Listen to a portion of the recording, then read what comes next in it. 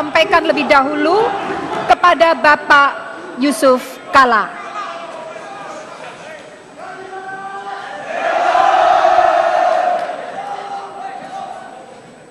Hadirin, pertanyaan akan saya ajukan lebih dahulu kepada Bapak Yusuf Kalla adalah sebagai berikut pertanyaannya.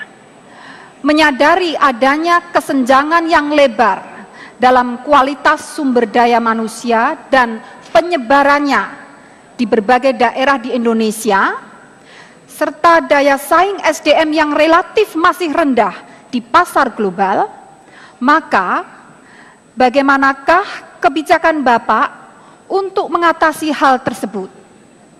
Di sisi lain, sebagian dari SDM kita yang unggul justru memilih berkarya di luar negeri. Maka, bagaimanakah pula upaya yang akan Bapak lakukan untuk mencegah mengalirnya SDM berkualitas ini? Waktu kita berikan 3 menit mulai sekarang. Terima kasih Ibu Moderator. Seperti kita pahami bahwa SDM yang tingkatannya berbeda tentu diakibatkan oleh pendidikan yang berbeda baik jumlah dan mutunya. Maka tentu langkah yang pertama ialah pendidikan nasional betul-betul menasional. Harus ada keseimbangan, karena itulah ada pemetaan untuk bagaimana pendidikan di daerah tertentu yang kurang, kemudian ditingkatkan mutunya karena dia kurang. Begitu juga jumlah pendidikan, juga distribusi guru dan fasilitas-fasilitas tentu diabaikan. Dan dorongan agar masyarakat juga ikut dalam pendidikan itu. Yang kedua, langkah-langkah pertukaran guru perlu kembali diadakan, sehingga guru-guru di daerah-daerah yang tentu kurang akan dibantu oleh daerah lebih. Kita mengapresiasi Indonesia Mengajar oleh Saudara Anies, itu salah satu cara bagaimana memberikan suatu pemerataan daripada sumber daya manusia. Begitu juga lapangan kerja, sumber daya manusia juga tergantung kepada kesenjangan ekonomi. Apabila ekonomi kita harus diratakan, baik di timur dan di barat, maka faktor sumber daya manusia akan berubah. Jadi 2 hal yang tentu, pendidikannya dan proses ekonominya harus diperbaiki. Yang kedua tadi, bagaimana tadi Ibu mengatakan tentang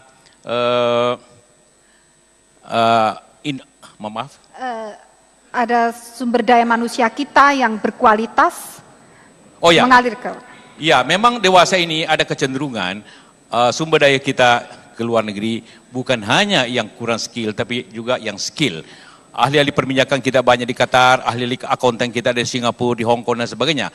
Itu ada positif, tentu ada negatifnya juga. Positifnya ialah mereka menghasilkan devisa yang cukup untuk dalam negeri.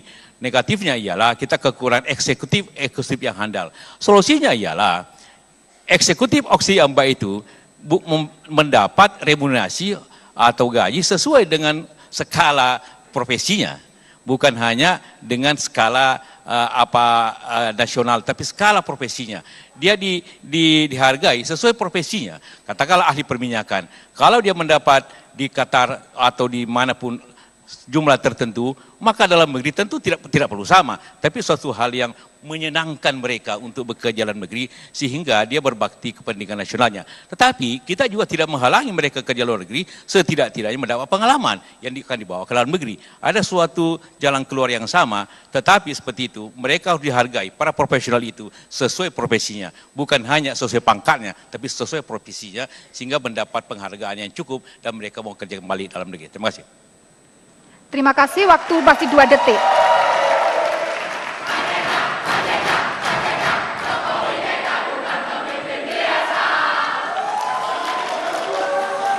Berikutnya, kesempatan kami sampaikan kepada Bapak Hatta Rajasa. Saya ulang pertanyaannya, menyadari adanya kesenjangan yang lebar dalam kualitas sumber daya manusia dan penyebarannya di berbagai daerah di Indonesia, serta daya saing SDM kita yang relatif masih rendah di pasar global, maka bagaimanakah kebijakan Bapak untuk mengatasi hal tersebut? Sementara itu di sisi lain, sebagian dari SDM kita yang unggul memilih berkarya di luar negeri. Bagaimanakah upaya yang akan Bapak lakukan untuk mencegah hal tersebut? Waktu 3 menit mulai sekarang. Terima kasih Ibu Moderator. Dari 125 juta angkatan kerja kita, memang 46% masih tamatan SD. Oleh sebab itu, struktur tenaga kerja seperti ini tidak ideal. Mengapa? Karena hanya 8% lulusan perguruan tinggi yang masuk ke pasar kerja. Tidak, kita harus meningkatkan APK perguruan tinggi dalam sampai 2019 setidaknya 40%. Sehingga aliran masuk adalah mereka yang skill dan memiliki knowledge. Persoalannya bagaimana yang 46% yang sudah ada di pasar agar mereka produktivitinya meningkat. Jangka pendek tidak ada lain kecuali meningkatkan balai-balai latihan dengan meminta kepada seluruh daerah-daerah otonomi untuk merevitalisasi dengan bantuan pemerintah pusat, merevitalisasi balai-balai latihan agar kesenjangan mereka dapat kita atasi dengan meningkatkan skill. Karena ini sangat penting. Jangka panjang tidak ada lain adalah pendidikan. Pendidikan ini menjadi kata kunci untuk mengurangi kesenjangan. Yang kedua, yang paling penting adalah menumbuhkan pusat-pusat pertumbuhan baru. Tidak boleh pertumbuhan hanya terjadi di Pulau Jawa. Oleh sebab itu kami mengembangkan ketika saya Menko Perekonomian, Master Plan Percepatan Perluasan dan Perluasan Pembangunan Ekonomi Indonesia dengan mengembangkan sumber-sumber pertumbuhan baru berbasiskan pada kekayaan lokal.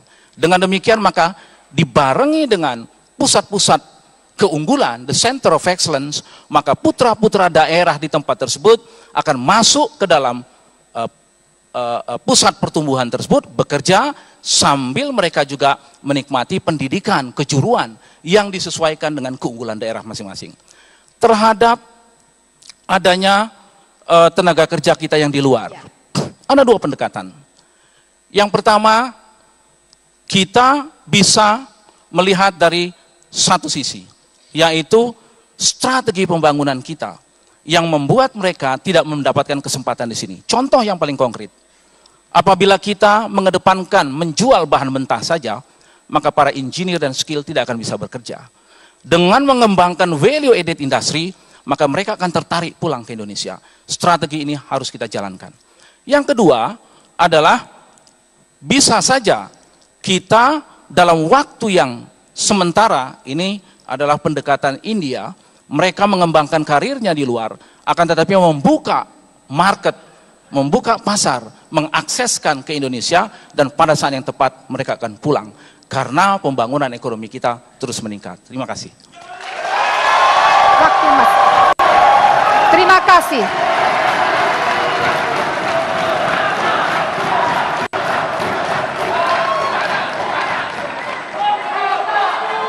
Baiklah, kita lanjutkan dengan pertanyaan yang kedua. Dimulai lebih dahulu ke Bapak Hatta Rajasa. Kita sadari bahwa Indonesia telah menjadi pasar produk-produk teknologi asing. Padahal kita memiliki ratusan perguruan tinggi, lembaga riset dan industri. Namun belum terlihat sinergi antara lembaga tersebut yang dapat memberikan manfaat bagi kesejahteraan rakyat. Apa yang salah dengan kondisi tersebut menurut Bapak, dan bagaimanakah Bapak dapat mensinergikan pendidikan tinggi, lembaga riset, dan industri agar permasalahan tersebut dapat diatasi? Waktu 3 menit dimulai dari sekarang. Terima kasih. Pengembangan pusat inovasi dengan pendekatan triple helix harus kita lakukan. Pertama, government mengembangkan regulasi yang pro kepada peningkatan knowledge masuk ke divisi pada sektor-sektor yang kita prioritaskan. Yang kedua, pemerintah memberikan insentif kepada perusahaan-perusahaan yang mengeluarkan dananya untuk kepentingan riset yang bisa masuk ke dalam market. Yang ketiga, pemerintah mengeluarkan regulasi yang memungkinkan terjadinya percepatan program kewirausahaan sehingga invention plus entrepreneurship menjadi inovasi yang akan mengatasi persoalan-persoalan banjirnya masalah impor di tanah air kita. Khusus masalah banjirnya impor, maka pemerintah menurut saya harus, dan Prabowo Hatta betul-betul apabila diberikan mandat oleh rakyat, maka kita sungguh ingin mengedepankan seluruh sumber daya alam kita harus kita kelola based on value added. Tidak bisa lagi kita kembangkan pembangunan ekonomi yang tidak berbasis kepada knowledge. Oleh sebab itulah, maka pendekatan-pendekatan industri untuk mengurangi ketergantungan impor, terutama yang bahan baku dan bahan penolong, yang 78% dari impor kita adalah bahan baku dan bahan penolong, harus kita atasi dengan inovasi, dengan triple helix, adanya kerjasama antara lembaga-lembaga riset, perguruan-perguruan tinggi, dunia-dunia usaha, dan pemerintah. Inilah yang kita kembangkan di dalam sistem inovasi nasional kita. Kita harus fokus, konsentrasi. Yang kedua, mau tidak mau, anggaran riset yang hanya 0,1% dari GDP kita harus kita tingkatkan.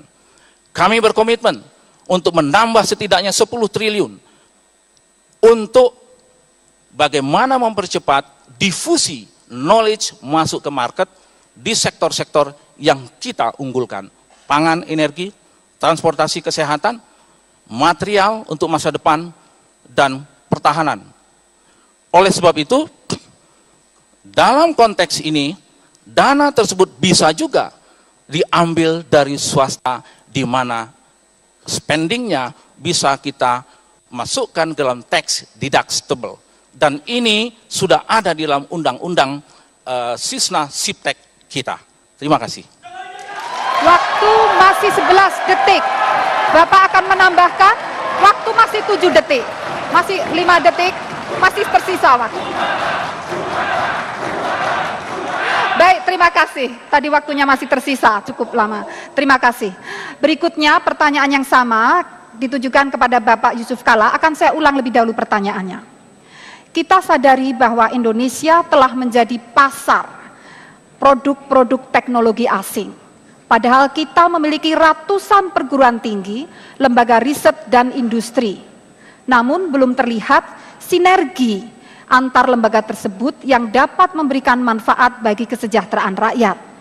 Menurut Bapak, apa yang salah terhadap kondisi tersebut? Serta bagaimanakah Bapak dapat mensinergikan pendidikan tinggi, lembaga riset dan industri agar teknologi strategis kita dapat berkembang dan mengatasi permasalahan tersebut. Waktu 3 menit mulai sekarang. Terima kasih, Ibu. Memang teknologi berjalan cepat, perkembangannya sangat cepat. IT contohnya berkembang 100% setiap 18 bulan. Jadi memang apabila kita tidak ikuti dengan benar, kita akan menjadi konsumen daripada teknologi itu. Tentu beberapa cara yang dapat tempuh. Pertama adalah kewajiban perusahaan asing itu transfer teknologi apabila Indonesia melaksanakan proyek-proyek itu. Contohnya apabila mereka ingin masuk ke Indonesia, seperti industri mobil, elektronik, dan sebagainya, mereka harus transfer teknologi kepada partner-partner Indonesianya sehingga akan terjalin seperti itu. Yang kedua adalah harus ada non-tarif barrier untuk suatu teknologi yang tidak mau kepada transfer teknologi itu. Berikutnya adalah bagaimana tadi dikatakan riset center kita yang terdiri daripada perguruan tinggi, lembaga riset nasional, atau para industriawan. Bagaimana kerjasama ini? Kerjasama ini memang harus saling mengikat, bahwa perguruan tinggi yang begitu banyak harus ada fokusnya. Katakanlah UI fokusnya apa, Gadjah Mada fokusnya apa, ITB fokusnya apa, sehingga mereka dapat memfokuskan risetnya, sehingga dapat mempunyai suatu nilai yang besar, kemudian bekerja sama dengan industri untuk dikembangkan itu. Itu merupakan pola yang dipakai di Jepang, sehingga riset-riset perusahaan di Jepang itu lebih banyak di industri. Kemudian dibagi kita, untuk kepentingan nasional, lembaga riset nasional seperti BPPN, LIPI, apabila kita berbicara riset tentang pangan, riset tentang energi, haruslah lembaga riset pemerintah yang bersama, kemudian pihak swasta bergabung dengan ini, kemudian dibuat lembaga. Itulah sebenarnya tugas daripada Kementerian Riset untuk mengkoordinir itu. Nah, dengan cara koordinasi itu semuanya mendapat bahagian dengan catatan bahwa setiap mendapat inovasi, katakanlah paten, maka perguruan tinggi harus mendapat share yang besar sehingga perguruan tinggi mendapat insentif. Di lain pihak, saya setuju perusahaan yang ikut dalam riset itu mendapat tax deduction. Tax deduction itu penting agar dia mendapat bahagian juga daripada ongkos yang dikeluarkan itu menjadi bahagian dan bebas pajak sehingga dua-duanya mendapat insentif.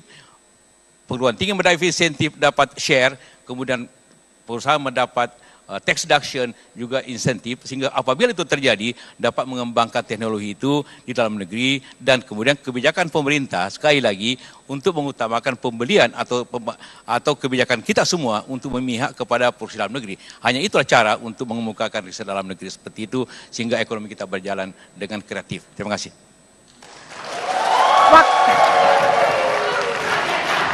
Terima kasih.